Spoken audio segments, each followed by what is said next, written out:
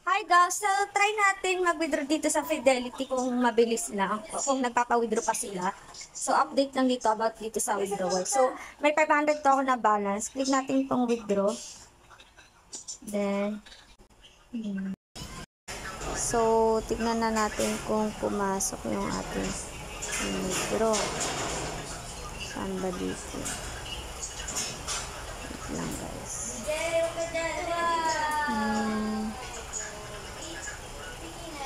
Record withdrawal.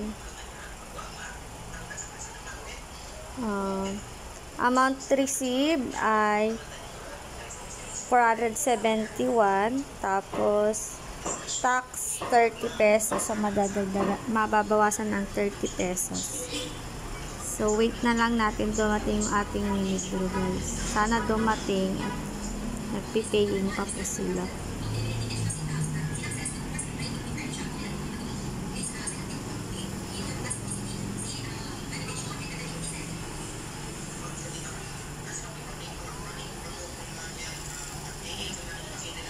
May reward ako na 1 million. Kaya pala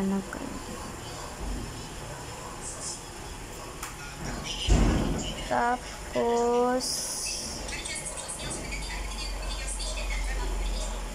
tignan natin yung GC niya.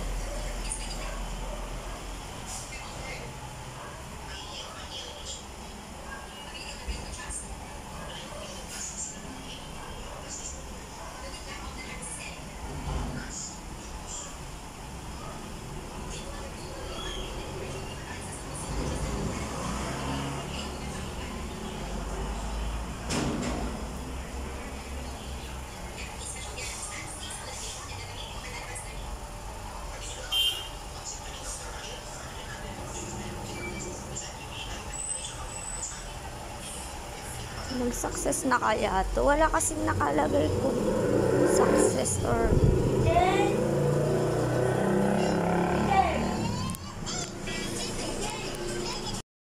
so ayan guys, pumasok na yung aking withdraw sa aking GCash. So 471 pesos lang siya instead of 502 kasi nga meron siyang withdrawal fee or tax fee. Medyo matagal yung pumasok yung aking withdraw. Naghintay pa ako ng 20 to 25 minutes guys. Kaya wag tayong kabahan kapag medyo matagal yung withdraw. Kasi ang withdrawal dito is 1 to 30 minutes. Depende daw kung ano daw, kung mabilis daw yung bangko or GCash. Yung sabi yun sa GC. So yun lang guys. Ayan yung aking proof of withdrawal.